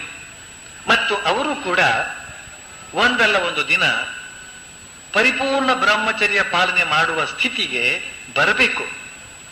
ಗೃಹಸ್ಥನಾಗಿಯೂ ಯಾವನೋ ವಿವಾಹವಾದ ಕೆಲವು ವರ್ಷಗಳಲ್ಲಿ ರತಿ ಜೀವನವನ್ನ ಬಿಟ್ಟು ಸಾಧನೆ ಮಾಡಿ ಕೆಳಗೆ ಹರಿಯುವ ವೀರ್ಯವನ್ನ ಮೇಲಕ್ಕೆ ಹರಿಯಿಸಿ ಓಜಸ್ಸನ್ನಾಗಿ ಪರಿವರ್ತಿಸಿಕೊಳ್ತಾನೋ ಅಂಥವನನ್ನ ಶ್ರೀರಾಮಕೃಷ್ಣರು ಧೈರ್ಯ ರೇಥಸ ಅಂತ ಕರೀತಾರೆ.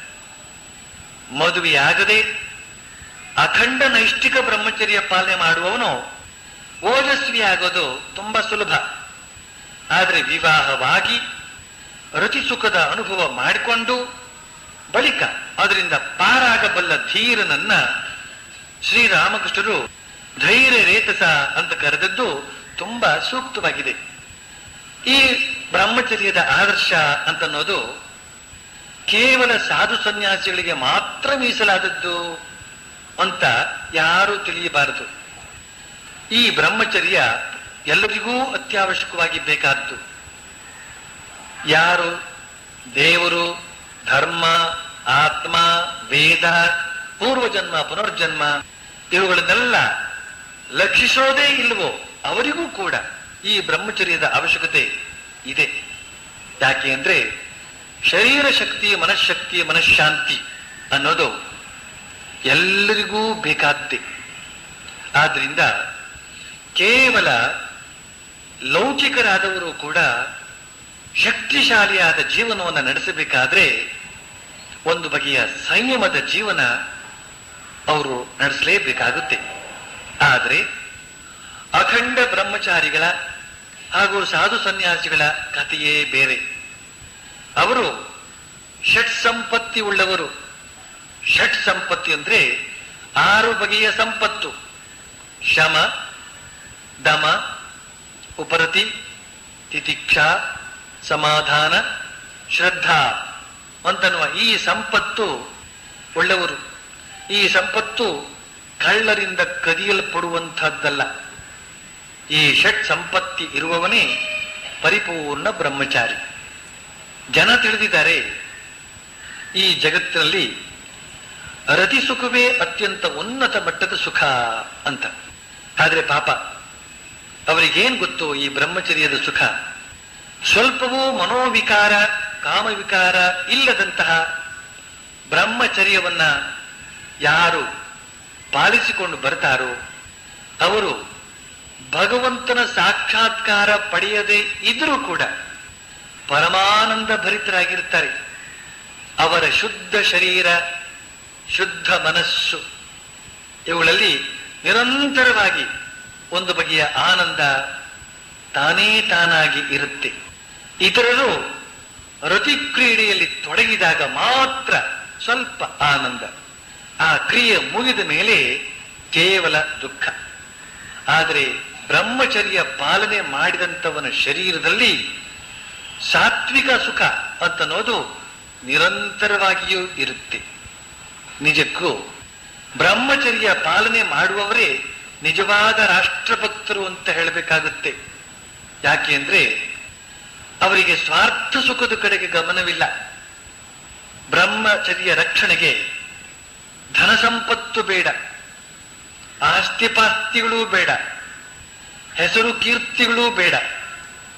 ಆದರೆ ವಿಲಾಸಿಗಳಿಗೆ ಇವೆಲ್ಲವೂ ಬೇಕು. ವಿಲಾಸಿಗಳಿಗೆ ರಾಷ್ಟ್ರದ ಕಡೆಗೆ ಗಮನವಿಲ್ಲ. ಅವರ ಗಮನವೆಲ್ಲ ಸ್ವಾರ್ಥದ ಕಡೆಗೆ. ಸ್ವಾರ್ಥಿಗಳಿಂದ ಆಗೋದು ರಾಷ್ಟ್ರ ನಿರ್ಮಾಣವಲ್ಲ, ರಾಷ್ಟ್ರ ನಿರ್ನಾಮ. ಸ್ವಾಮಿ ವಿವೇಕಾನಂದರು ತಮ್ಮ ಸ್ವಾರ್ಥವನ್ನ ಬದಿಗೊತ್ತಿ ರಾಷ್ಟ್ರದ ಏಳಿಗೆಗಾಗಿ ಮಾಡಿದ ಮಹತ್ ಕಾರ್ಯಗಳು ನಮ್ಮ ಮನಸ್ಸಿನಲ್ಲಿ ಶಾಶ್ವತವಾಗಿ ನಿಂತಿದೆ.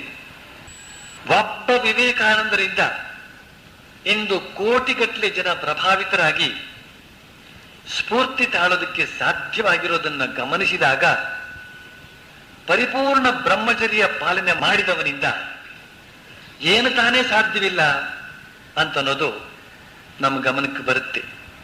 ಶ್ರೀರಾಮಕೃಷ್ಣರು ವಿವಾಹಿತರಾದರೂ ಕೂಡ ಪರಮ ಪರಿಶುದ್ಧ ಬ್ರಹ್ಮಚರ್ಯ ಜೀವನ ನಡೆಸಿದ್ದರಿಂದಲೇ ಜನಕೋಟಿ ಇಂದು ಅವರನ್ನ ಬಗೆ ಬಗೆಯಿಂದ ಆರಾಧಿಸ್ತಾ ಇದೆ. ಶ್ರೀರಾಮಕೃಷ್ಣರ ಅದ್ಭುತ ಜೀವನ ಸಂದೇಶಗಳನ್ನ ಓದಿಕೊಂಡು ಜನ ತಮ್ಮ ಜೀವನವನ್ನ ರೂಪಿಸಿಕೊಳ್ಳುವಂತಾಗಿದೆ. ಈಗ ಇಲ್ಲೊಂದು ಪ್ರಶ್ನೆ ಹೇಳ್ಬಹುದು. ಏನು ಅಂತಂದ್ರೆ, ಶ್ರೀರಾಮಕೃಷ್ಣರ, ಸ್ವಾಮಿ ವಿವೇಕಾನಂದರ ಬ್ರಹ್ಮಚರ್ಯದ ಬಲವನ್ನು ಕಂಡು ಜನರೆಲ್ಲ ಮದುವೆ ಮಾಡಿಕೊಂಡು ಗೃಹಸ್ಥರಾಗಿರೋದನ್ನೇ ಬಿಟ್ಬಿಟ್ರೆ ಪ್ರಪಂಚ ನಡೆಯುವ ಬಗ್ಗೆ ಹೇಗೆ? ಭಗವಂತನ ಸೃಷ್ಟಿ ಕಾರ್ಯ ಮುಂದುವರಿಯೋದು ಹೇಗೆ ಅಂತ. ಇವೆಲ್ಲ ಭಗವಂತನ ಸೃಷ್ಟಿ ಕಾರ್ಯದಲ್ಲಿ ನೆರವಾಗತಕ್ಕಂಥವರ ಮಾತು. ಆದರೆ ಸೃಷ್ಟಿಯ ಆದಿಯಿಂದಲೂ ಅಂದರೆ ವೇದ ಕಾಲದಿಂದಲೂ ಆತ್ಮ ಸಂಯಮದಿಂದ ಕೂಡಿದಂತಹ ಗೃಹಸ್ಥ ಜೀವನ ಹಾಗೂ ಸರ್ವಸಂಗ ಪರಿತ್ಯಾಗ ಮಾಡುವಂತಹ ಸನ್ಯಾಸ ಜೀವನ ಪ್ರಚಲಿತವಾಗಿತ್ತು. ಯದ ಹರೇವ ವಿರಜೇತ್ ತದ ಹರೇವ ಪ್ರವೃಜೇತ್ ಅಂತನ್ನುವ ಉಪನಿಷತ್ತಿನ ವಾಣಿಯ ಪ್ರಕಾರ ಯಾರಿಗೆ ಯಾವ ದಿನ ವೈರಾಗ್ಯ ಉತ್ಪನ್ನವಾಗುತ್ತೋ ಆ ದಿನವೇ ಅವನು ಸರ್ವಸಂಗ ಪರಿತ್ಯಾಗ ಮಾಡಿ ಸನ್ಯಾಸ ಪಡೆಯಬಹುದು ಅಂತ. ಸನಕ, ಸನಂದನ, ಸನಾತನ, ಸನತ್ಕುಮಾರ, ಶುಕ ಇವರೇ ಮೊದಲಾದವರು ಜನ್ಮದ ಆರಭ್ಯ ಸರ್ವಸಂಗ ಪರಿತ್ಯಾಗಗಳಾಗಿಯೇ ಉಳಿದುಕೊಂಡವರು.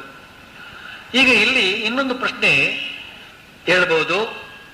ಏನು ಅಂತಂದ್ರೆ, ಶಾಸ್ತ್ರಗಳು ಹೇಳುತ್ತವೆ ಹುಟ್ಟಿದ ಪ್ರತಿಯೊಬ್ಬನೂ ಕೆಲವಾರು ಕರ್ತವ್ಯಗಳನ್ನು ಈಡೇರಿಸಬೇಕಾಗಿದೆ.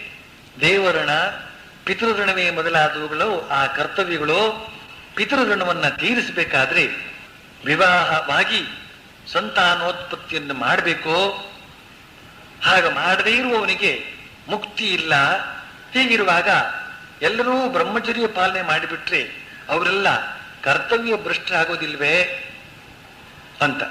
ಇದಕ್ಕೆ ಒಂದನೇ ಉತ್ತರ ಏನು ಅಂತಂದ್ರೆ, ಎಲ್ಲರೂ ವಿವಾಹವಾಗದೆ ಉಳಿದು ಬ್ರಹ್ಮಚರ್ಯ ಪಾಲನೆ ಮಾಡುವ ಸಂಭವವೇ ಇಲ್ಲ. ಯಾಕೆಂದ್ರೆ ಭುವನ ಮೋಹಿನಿ ಮಾಯೆ ದಟ್ಟವಾಗಿ ಹರಡಿಕೊಂಡಿರುವಾಗ ಎಲ್ಲರೂ ವಿವಾಹವಾಗದೆ ಉಳಿಯೋದಕ್ಕೆ ಸಾಧ್ಯವೇ ಇಲ್ಲ. ಇದು ಒಂದು ಉತ್ತರ. ಇನ್ನೊಂದು ಉತ್ತರ ಏನು ಅಂತಂದ್ರೆ, ಶ್ರೀಮದ್ ಭಾಗವತದಲ್ಲಿ ಋಷಭ ದೇವನ ಮಗನಾದಂತಹ ಕರಭಜನ ಎಂಬವನು ಹೇಳ್ತಾನೆ, ಯಾರು ಪರಮ ಭಕ್ತಿಯಿಂದ ಪರಮಾತ್ಮನಾದ ಮುಕುಂದನ ಸಾಕ್ಷಾತ್ಕಾರಕ್ಕಾಗಿ ಎಲ್ಲ ಕೆಲಸ ಕಾರ್ಯಗಳನ್ನು ಎಲ್ಲ ಕರ್ತವ್ಯಗಳನ್ನು ಬಿಟ್ಟು ಬಿಡ್ತಾನೋ ಅವನು ಯಾವ ಋಣಕ್ಕೂ ಬಾಧ್ಯನಾಗೋದಿಲ್ಲ.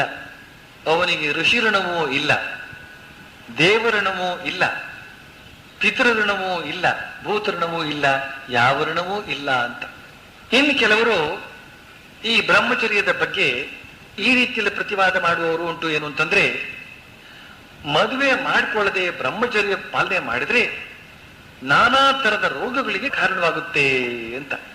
ಇವರು ಯಾವ ಆಧಾರದ ಮೇಲೆ ಈ ವಾದ ಮಾಡ್ತಾರೆ ಅಂತಂದ್ರೆ, ಕೆಲವು ಬ್ರಹ್ಮಚಾರಿಗಳು ಸನ್ಯಾಸಿಗಳು ಕಾಯಿಲೆ ಬೀಳೋದನ್ನು ನೋಡ್ತಾರೆ. ನೋಡಿ ಇದು ಬ್ರಹ್ಮಚರ್ಯವನ್ನು ಅತಿಯಾಗಿ ಪಾಲಿಸಿದ್ರ ಪರಿಣಾಮವಾಗಿ ಇರಬೇಕು ಅಂತ ಹೇಳ್ತಾರೆ ಅಷ್ಟೇ. ಆದ್ರೆ ಮದುವೆ ಆದವರು ಕೂಡ ಬಗೆ ಬಗೆಯಾದ ಕಾಯಿಲೆಗೆ ಗುರಿ ಆಗ್ತಾರಲ್ಲ, ಅದಕ್ಕೇನ್ ಹೇಳ್ತಾರೆ ಇವರು? ಡಾಕ್ಟರ್ ನಿಕೋಲಸ್ ಅಂತನ್ನುವ ಪಾಶ್ಚಾತ್ಯ ಚಿಂತಕನೊಬ್ಬ ಹೇಳ್ತಾನೆ, ವೈದ್ಯಶಾಸ್ತ್ರದ ಪ್ರಕಾರ ಪ್ರತಿಯೊಬ್ಬ ಸ್ತ್ರೀಯಲ್ಲೂ ಪುರುಷನಲ್ಲೂ ರಕ್ತದ ಅತ್ಯುತ್ತಮ ಅಂಶ ಅಂತನ್ನೋದು ರಜಸ್ಸು ಹಾಗೂ ವೀರ್ಯ ನಿರ್ಮಾಣವಾಗುವುದಕ್ಕೆ ಉಪಯೋಗಿಸಲ್ಪಡುತ್ತದೆ. ಆದರೆ ಯಾರು ಶುದ್ಧ ಜೀವನ ನಡೆಸ್ತಾರೋ ಅವರಲ್ಲಿ ಈ ರಜಸ್ಸು ಹಾಗೂ ವೀರ್ಯ ಅಂತನ್ನೋದು ಪುನಃ ಶರೀರದಲ್ಲೇ ಸೇರಿಕೊಳ್ಳುತ್ತೆ. ಅದು ಪುನಃ ರಕ್ತಕ್ಕೆ ಸೇರಿ ತನ್ಮೂಲಕ ಅತ್ಯಂತ ಉತ್ತಮ ಮಿದುಳು, ನರನಾಡಿ ಹಾಗೂ ಮಾಂಸಖಂಡಗಳಾಗುತ್ತವೆ.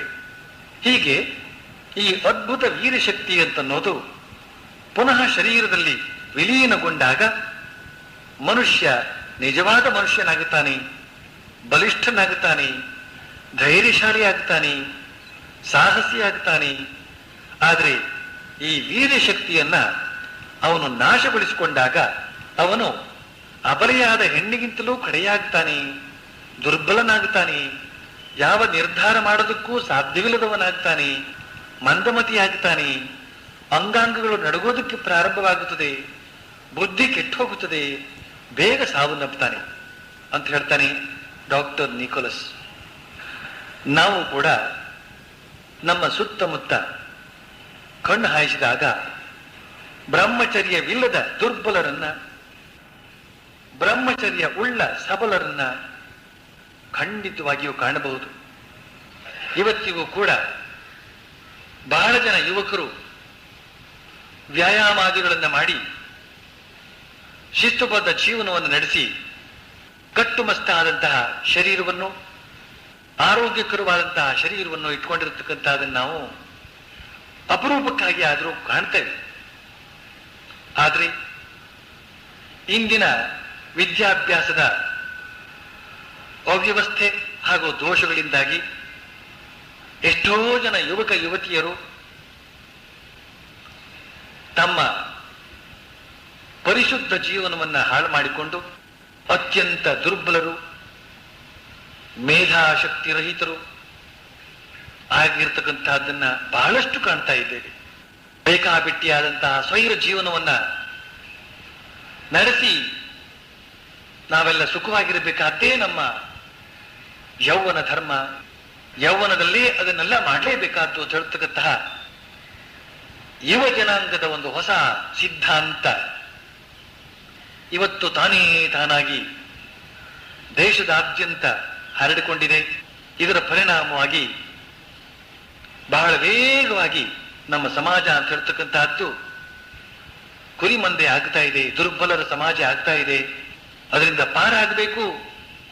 ಸ್ವಾಮಿ ವಿವೇಕಾನಂದರು ಹೇಳಿದಂತೆ ಪುರುಷ ಸಿಂಹರನ್ನ ನಿರ್ಮಾಣ ಮಾಡತಕ್ಕಂತಹ ಶಿಕ್ಷಣ ಕೊಟ್ಟು ನಮ್ಮ ಯುವ ಜನತೆಯನ್ನು ಜಾಗೃತಗೊಳಿಸಬೇಕಾಗಿದೆ. ಶ್ರೀರಾಮಕೃಷ್ಣ ಹೇಳ್ತಾರೆ, ಯಾರು ಲೈಂಗಿಕ ಭಾವನೆಯನ್ನು ತ್ಯಜಿಸ್ತಾನೋ ಅವನು ಈ ಜಗತ್ತನ್ನೇ ಕಡೆಗಣಿಸಿ ನಿಲ್ಲಬಲ್ಲ. ಅಂತಹ ಒಂದು ಪುರುಷ ಸಿಂಹ ಸದೃಶವಾದಂತಹ ವ್ಯಕ್ತಿತ್ವ ಅವನದ್ದಾಗುತ್ತೆ. ಯಾರಲ್ಲಿ ಇದು ಆಗಿಲ್ಲವೋ ಅವನ ಬ್ರಹ್ಮಚರ್ಯದ ಪಾಲನೆಯಲ್ಲಿ ಏನೋ ದೋಷ ಇದೆ ಅಂತಲೇ ಅರ್ಥ. ಶ್ರೀರಾಮಕೃಷ್ಣ ಹೇಳಿದಂತ ಈ ಮಾತು ನಿಜಕ್ಕೂ ಬಹಳ ಮನನೀಯವಾದದ್ದು. ನಿಜಕ್ಕೂ ಯಾರು ಇಂದ್ರಿಯ ಭೋಗವನ್ನು ತ್ಯಾಗ ಮಾಡಿದಾನೋ, ಹೊರಗಣ ವಿಷಯ ವಸ್ತುಗಳ ಕಡೆಗೆ ಓಡುವ ಮನಸ್ಸನ್ನ ತಡೆದು ನಿಲ್ಲಿಸ್ತಾನೋ, ಖಂಡಿತವಾಗಿ ತಿಳಿದುಕೊಳ್ಳಬೇಕು, ಅಂತವನ ಹೃದಯದಿಂದ ಭಗವಂತ ಬಹಳ ದೂರವೇನೂ ಇಲ್ಲ. ಭಗವಂತನ ವರ್ಚಸ್ಸು ಅವನ ಮೇಲೆ ಅದಾಗಲೇ ಬಿದ್ದಿದೆ ಅಂತಲೇ ಅರ್ಥ. ಈ ಜಗತ್ತಿನ ಯಾವ ಸುಖ ಭೋಗಕ್ಕೂ ಲಕ್ಷ್ಯ ಕೊಡದ ಈ ಆತ್ಮ ಸಂಯಮಿಯಿಂದ ಭಗವಂತ ದೂರ ಉಳಿದಿರಲಾರ. ಬಹುಬೇಗ ಅವನ ಮೇಲೆ ಭಗವಂತನ ಕೃಪೆ ಆಗಿಯೇ ಆಗ್ತದೆ. ಬ್ರಹ್ಮಚರ್ಯ, ಬ್ರಹ್ಮ ಅಂದ್ರೆ ಪರಮಾತ್ಮ ಅಂತಲೇ ಅರ್ಥ. ಪರಬ್ರಹ್ಮ, ಬ್ರಹ್ಮ ಅಂತ ಅನ್ನೋದಕ್ಕೆ 3 ಅರ್ಥ ಇದೆ. ಒಂದು ಪರಬ್ರಹ್ಮ ಅಂತ, ಇನ್ನೊಂದು ವೇದ ಅಂತ, ಇನ್ನೊಂದು ವೀರ್ಯ ಅಂತ. ಬ್ರಹ್ಮ ಅಂತಂದ್ರೆ ಪರಬ್ರಹ್ಮ ಅಂತನ್ನುವ ಅರ್ಥ ಮಾಡಿಕೊಂಡಾಗ ಚರ್ಯ ಅಂತ ಅನ್ನೋದಕ್ಕೆ ಏನು ಅರ್ಥ ಬರುತ್ತೆ? ಬ್ರಹ್ಮಾನುಸಂಧಾನ, ಪರಮಾತ್ಮಾನುಸಂಧಾನ ಅಂತ ಅರ್ಥ ಬರುತ್ತೆ. ಬ್ರಹ್ಮ ಅಂದ್ರೆ ವೇದ ಅಂತನ್ನುವ ಅರ್ಥ ಬಂದಾಗ ಚರ್ಯ ಅಂತನ್ನೋದಕ್ಕೆ ಏನು ಅರ್ಥ ಬರುತ್ತೆ? ವೇದಾಭ್ಯಾಸ, ಶಾಸ್ತ್ರಾಭ್ಯಾಸ ಅಂತನ್ನುವ ಅರ್ಥ ಬರುತ್ತೆ. ಬ್ರಹ್ಮ ಅಂದ್ರೆ ವೀರ್ಯ ಅಂತನ್ನುವ ಅರ್ಥ ಬಂದಾಗ ಚರ್ಯ ಅಂತನ್ನೋದಕ್ಕೆ ಏನು ಅರ್ಥ ಬರುತ್ತೆ? ವೀರ್ಯ ರಕ್ಷಣೆ ಅಂತನ್ನುವ ಅರ್ಥ ಬರುತ್ತೆ. ಈ ರೀತಿಯಲ್ಲಿ ಸದ್ಗ್ರಂಥ ಅಧ್ಯಯನವನ್ನು ಮಾಡ್ತಾ ವೀರ್ಯವನ್ನು ರಕ್ಷಣೆ ಮಾಡ್ಕೊಳ್ತಾ ಪರಬ್ರಹ್ಮ ಅನುಸಂಧಾನದಲ್ಲೇ ಇರತಕ್ಕಂಥವನ ಹೃದಯದಲ್ಲಿ ಆ ಪರಮಾತ್ಮ ಓಡಿ ಬಂದು ಆವಿರ್ಭವಿಸೋದಕ್ಕೆ ಕಾತರನಾದರೆ ಅದರಲ್ಲಿ ಆಶ್ಚರ್ಯವೇನೂ ಇಲ್ಲ. ಖಂಡಿತವಾಗಿಯೂ ಬಹುಬೇಗ ಅಂಥವನ ಮೇಲೆ ಭಗವಂತನ ಕೃಪೆ ಆಗಿಯೇ ಆಗುತ್ತೆ. ಆಗ ಅವನು ತನ್ನ ಪ್ರತಿಯೊಂದು ರೋಮ ಕೂಪದಲ್ಲೂ ಶ್ರೀರಾಮಕೃಷ್ಣ ಹೇಳುವಂತೆ ಅಪಾರವಾದ ಆನಂದವನ್ನು ಅನುಭವಿಸ್ತಾ ಇರುತ್ತಾನೆ. ಅವನು ಅನುಭವಿಸುವ ಆನಂದದ ತೀವ್ರತೆ ಅದೆಷ್ಟು ತೀವ್ರ ಅಂತಂದ್ರೆ ಅವನು ಆ ಆನಂದದಲ್ಲಿ ಲೀನನಾಗಿ ಬಾಹ್ಯ ಪ್ರಜ್ಞೆಯನ್ನೇ ಕಳೆದುಕೊಳ್ಳುವಂತಾಗುತ್ತೆ. ಭಾವ ಸಮಾಧಿಯ ಮೂಲಕ ನಿರಂತರ ಆನಂದವನ್ನು ಅನುಭವಿಸುವಂತಾಗುತ್ತೆ. ಇಂತಹ ಅತ್ಯುನ್ನತವಾದ ಆನಂದವನ್ನ ನಾವು ಅನುಭವಿಸುವಂತಾಗಬೇಕಾದ್ರೆ ಯಾವ ಇಂದ್ರಿಯ ಭೋಗಗಳು ಕೊನೆಗೆ ಮನುಷ್ಯನನ್ನ ದುರ್ಭರ ದುಃಖ ಸಾಗರದಲ್ಲಿ ಮುಳುಗಿಸಿ ಬಿಡುತ್ತವೋ ಅಂತಹ ಇಂದ್ರಿಯ ಭೋಗಗಳನ್ನ ಅತ್ಯಂತ ನಿಷ್ಠುರರಾಗಿ ಬಿಟ್ಟು ಬಿಡಬೇಕಾಗುತ್ತೆ. ಇಂತಹ ಅತ್ಯುತ್ತಮವಾದ ಆನಂದವನ್ನ ನಾವು ಅನುಭವಿಸುವಂತಾಗಬೇಕಾದ್ರೆ 1-2 ದಿನದ ಡಾಂಭಿಕತನದ ತ್ಯಾಗದಿಂದ ಸಾಧ್ಯವಿಲ್ಲ. ಹೊರಗೆ ತ್ಯಾಗಿಯ ಸೋಗು ಹಾಕಿಕೊಂಡು ಒಳಗೆ ಉಗುಳು ನುಂಗುವ ಮಿಥ್ಯಾಚಾರದ ತ್ಯಾಗದಿಂದಲೂ ಸಾಧ್ಯವಿಲ್ಲ. ಮನಸ್ಸಿನ ಮೂಲೆಯಲ್ಲಿರುವ ಕೂದಲೆಳೆಯಷ್ಟು ಆಸೆಯನ್ನು ಬುಡಸಹಿತ ಕಿತ್ತೆಸೆಯಬೇಕಾಗುತ್ತೆ. ಇಂತಹ ತ್ಯಾಗ ಕಾರ್ಯದಲ್ಲಿ ನಾವೇನಾದರೂ ಯಶಸ್ವಿಗಳಾದರೆ ಆಗ ನಮಗೆ ಅರಿವಾಗುತ್ತೆ ನಾವು ಇಲ್ಲಿಯವರೆಗೆ ಈ ಕ್ಷುದ್ರ ಇಂದ್ರಿಯದಿಂದ ಅನುಭವಿಸಿದ ಆನಂದವೆಲ್ಲ ಸಮುದ್ರದಲ್ಲಿನ ಒಂದು ಹನಿಯಷ್ಟು ಮಾತ್ರ ಅಂತ. ಇಂತಹ ತ್ಯಾಗ ಕಾರ್ಯದಲ್ಲಿ ನಾವೇನಾದರೂ ಯಶಸ್ವಿಗಳಾದರೆ ಆಗ ನಮಗೆ ಅರಿವಾಗುತ್ತೆ ನಮ್ಮ ಈ ರಕ್ತ ಮಾಂಸಗಳ ಶರೀರ ಅಂತನ್ನೋದು ಭಗವಂತನ ವಾಸಕ್ಕೆ ಯೋಗ್ಯವಾದ ದಿವ್ಯ ಶರೀರವಾಗಿ ಪರಿವರ್ತಿತಗೊಂಡಿದೆ ಅಂತ. ಇಂತಹ ಅಂತಃಸತ್ವವನ್ನುಳ್ಳಂತಹ ಜನರನ್ನ ಹೊಂದಿರುವಂತಹ ರಾಷ್ಟ್ರವೇ ಶ್ರೇಷ್ಠ ರಾಷ್ಟ್ರ. ಇಂತಹ ತೇಜಸ್ವಿಗಳು ಓಜಸ್ವಿಗಳು ಆದ ವ್ಯಕ್ತಿಗಳಿಂದ ಮಾತ್ರವೇ ಆದರ್ಶ ರಾಷ್ಟ್ರದ ನಿರ್ಮಾಣ ಸಾಧ್ಯ. ಸ್ವಾರ್ಥತೆ, ಸಂಕುಚಿತತೆ, ಅಪ್ರಾಮಾಣಿಕತೆ, ಸ್ವೇಚ್ಛಾಚಾರ, ಕಾಮುಕತೆ, ಅಧಿಕಾರ ಲಾಲಸೆ ಇವುಗಳೇ ಮೊದಲಾದಂತಹ ರಾಕ್ಷಸೀ ಗುಣಗಳಿಂದ ಕೂಡಿದ ಜನರೊಂದಿಗೆ ಸದಾಚಾರ, ಸೌಶೀಲ್ಯ, ಸತ್ಯಸಂಧತೆ, ಪರಿಶುದ್ಧತೆ, ನಿಸ್ವಾರ್ಥತೆ, ವಿಶ್ವಭ್ರಾತೃತ್ವ ಇವೇ ಮೊದಲಾದಂತಹ ದೈವೀ ಗುಣಗಳಿಂದ ಕಂಗೊಳಿಸುವ ವ್ಯಕ್ತಿಗಳನ್ನ ಹೋಲಿಸಿ ನೋಡಿದಾಗ ರಾಷ್ಟ್ರೋತ್ಥಾನ, ರಾಷ್ಟ್ರ ನಿರ್ಮಾಣ ಯಾರಿಂದ ಸಾಧ್ಯ ಅನ್ನೋದು ನಮಗೆ ಗೋಚರಿಸೋದಿಲ್ವೇ? ಆದ್ರಿಂದ ಅಂತಹ ಶ್ರೇಷ್ಠ ವ್ಯಕ್ತಿಗಳ ನಿರ್ಮಾಣವಾಗುವಂತೆ ಎಲ್ಲ ತಾಯಿ ತಂದೆಯರು ಜಾಗೃತರಾಗಿ ತಮ್ಮ ಹೊಣೆಯನ್ನ ಅರಿತು ತಮ್ಮ ಯುವ ಜನಾಂಗವನ್ನ ಶ್ರೇಷ್ಠ ವ್ಯಕ್ತಿಗಳ ನಿರ್ಮಾಣದತ್ತ ಪ್ರಯತ್ನ ಮಾಡ್ತಾ ಇರಬೇಕು ಅಂತ ಹೇಳಿ ನನ್ನ ಇಂದಿನ ಉಪನ್ಯಾಸವನ್ನು ಮುಗಿಸ್ತೇನೆ.